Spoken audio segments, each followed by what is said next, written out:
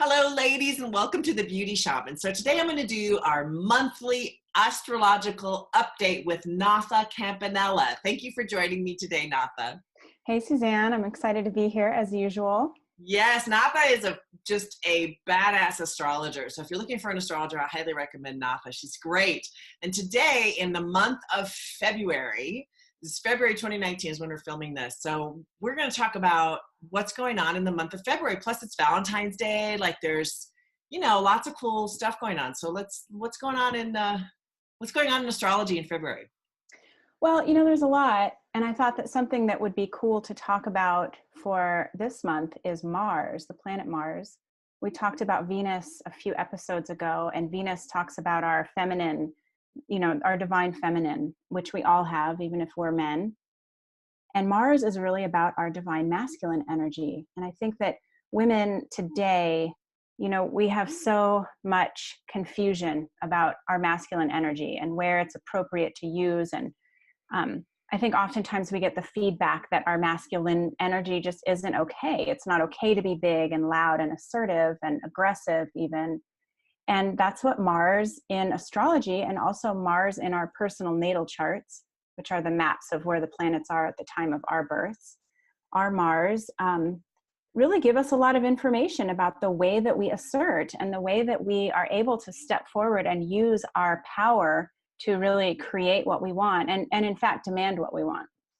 And this is a really important point, I think, because I didn't understand that all of us have a mixture of masculine and feminine, different amounts of masculine and feminine. Like some people are more women. Okay, we're just speaking to women now, right? Some women have a lot of masculine energy and some women have a lot of feminine.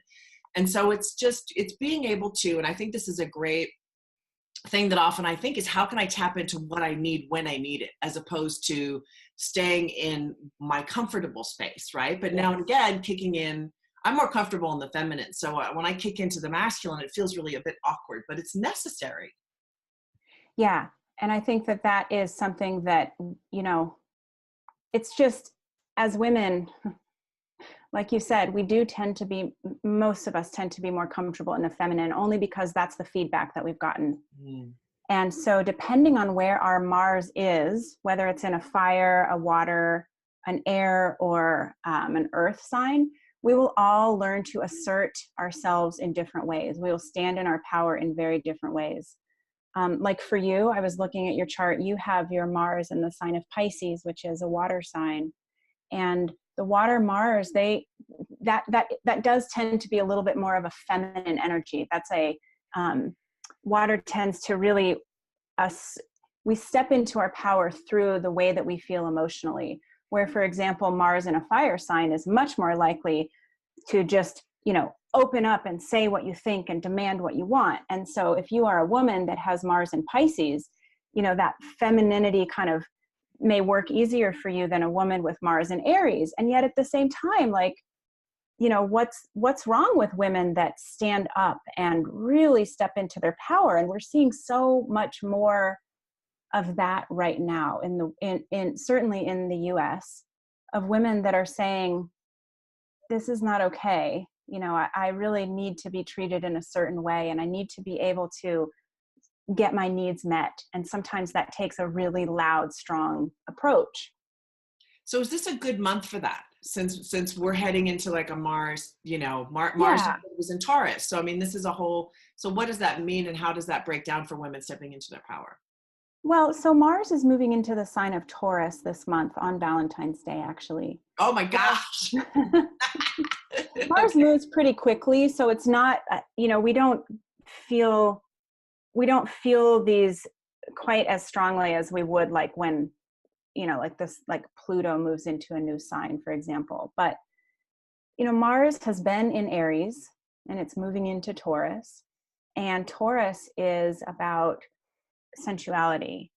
Taurus is also very much, can be very stubborn and determined and sort of my way or the highway. And I think that we can all use that energy, if we look around our lives and, ask ourselves the questions, what do we need to, how do we need to assert ourselves? Are we willing to be very stubborn about it? And really try to meet our own needs, and really approach, earth signs always approach from a place of logic, really. And so, how can we logically and very powerfully get our needs met? And that will be the question that all of us, and we'll have a little bit of extra support with Mars moving into Taurus. And this is super valuable for women right now. Like I love that there's so many more women in is it Congress or the House? I think it's the House. Now there's so sure. Yeah, I know. I try to avoid politics just because of, watching the news and stuff, because it just makes you mad. But anyway, there is more women, and we are taking a stand more. And I watched a thing that Marianne Williamson did the other day, and I thought, wow, that's great. I mean, she's a very articulate, strong woman who can launch into her masculine when she needs to. So I think it's a really powerful time for women. Yeah, I agree. And so it is really valuable to kind of look at your life. Are you able to ask for what you need? Are you able to get what you want? Are you holding back? Or are you, here's a question I was asking a client the other day, like, when you ask for what you want, do people recoil? Do people go like this? And if they do, then, that's like, okay, let's work with your Mars energy so that you can still get what you want with more easily. And if you're somebody that just holds back and never speaks up and never really makes any demands, that's another call to work with your Mars. How can you be a little bit more powerful? And we're all in varying levels of power, depending on who we're with and what's going on. So it's not like we're either all powerful or not powerful at all. But certainly, if we understand our Mars, and you can get a free chart printed of your natal chart on astro.com. That's very easy. Mars, astrology is not the easiest to just, for the layman to just look and understand, but you can certainly at least see which sign your Mars falls into. And then you can do some research on it and figure out, oh, this is how I assert. And I bet you that it will make a lot of sense to you. Yeah, I think that's great. And I love this idea of women asserting themselves. And actually, I was just on the phone with my best friend this morning. Her father just died. And it kind of made her go into a depression because it's like a really major thing. And so she had to ask her boss. She went in, she emailed him actually, and she asked him for a 2 weeks off, or what do you call it? There's a word for that, where you take a leave of absence, because she just really needed this. And it's very hard for her to ask for what she wants. She's really struggled with that, like most of us, me included. Like, it's a really challenging thing. And she had to go in or email and say, this is what I want. I need 2 weeks of a leave of absence. I mean, that's a really major thing to ask. And he came back and he was like, absolutely. I want you to be happy. I really value you. Like, he came back with just so positive. And I thought, wow, you just don't know. Sometimes when you ask for what you want, you bring out the best in people. Yeah, exactly. And that is always the dance that we're doing, is we're having to override some of our own tendencies in the name of, learning about ourselves. And also, oftentimes, I think that we find that people do respond to us in unexpected ways when we are working our process and doing those uncomfortable things, which Mars gives us power to do, no matter what sign your Mars is in. So it's a great month to stand up for yourself. It's a great month to ask for what you want. It is. And it's also a great month. Taurus as a sign Taurus is not just appreciates, but Taurus really needs to have security. And so, being sort of candid about what you need security wise, do you need more money from your employer? Do you need for your family to, meet you in a different way than they have been? So know too that this is a great month for, you'll have a little bit of extra support in generating some security for yourself, as long as you are willing to take the first step yourself, which is to ask for it, or even, say, I need this. Yeah, wonderful. Now we've also got Valentine's Day, so we've got a little love and romance going on. So how does this Mars positioning influence love and romance? Well, the other interesting thing about Mars is that Mars is very sexual energy. and it's initiating energy. And so, you know, this might be a spicy Valentine's Day, whether you're in a relationship or not. You know, certainly if you are in a relationship, Taurus is very sensual and very hedonistic, very much about touch and taste and smell and deliciousness.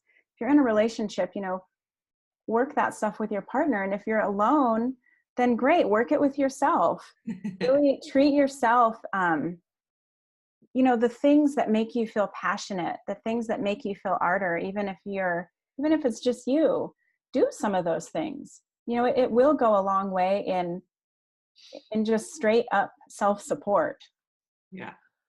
Yeah, that, you know, it's interesting because I'm single, as you know, and there's no one around. So oftentimes Valentine's Day for me brings up a lot of like, oh, you know, I get like, and I've done things like write myself Valentine's cards or buy myself chocolates. Like I've done different things and been like, I love you, you know.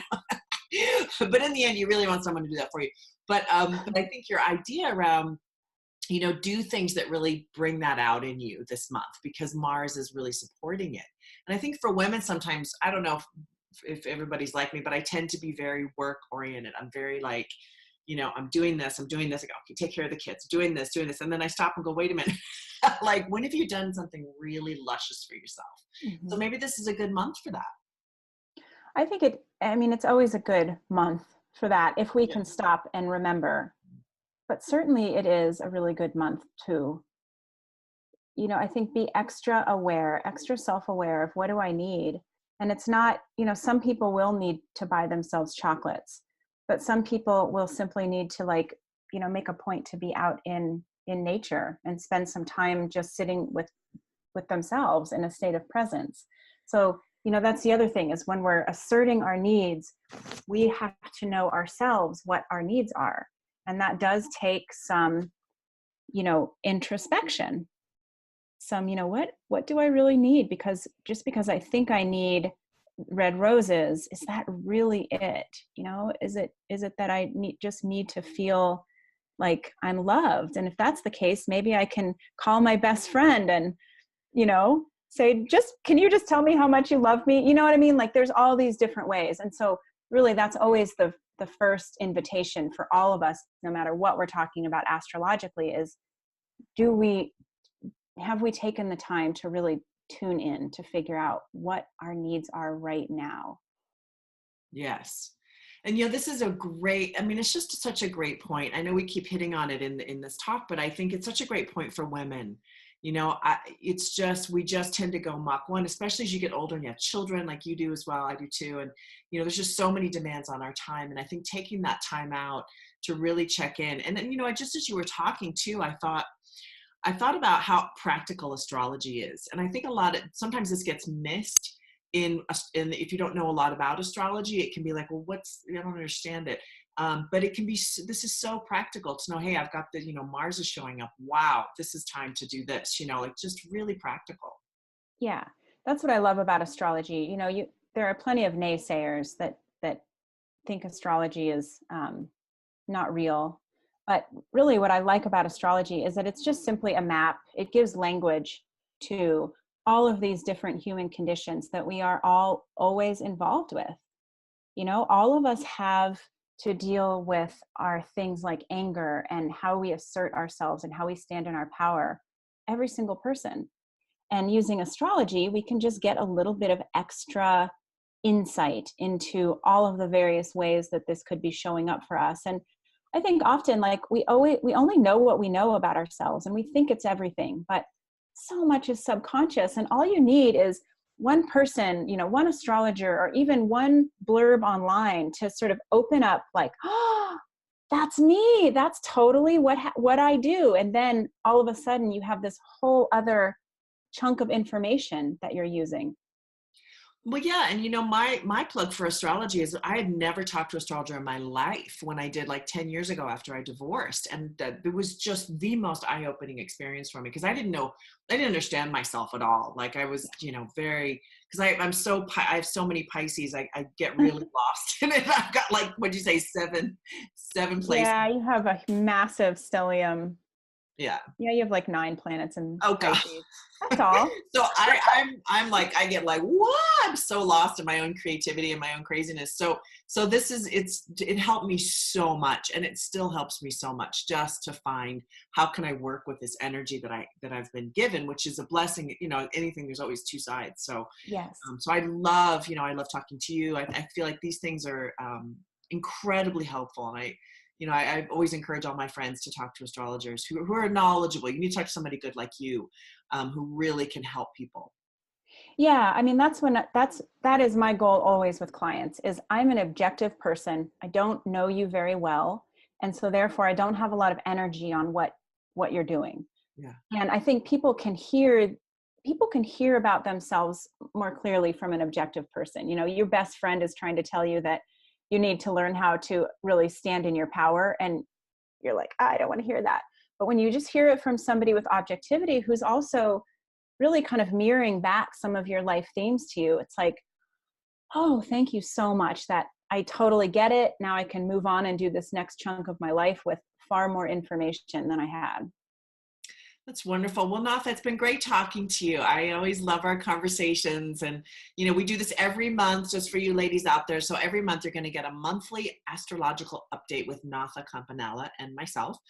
So be sure to tune into those things and check it out on my YouTube channel, The Beauty Shaman.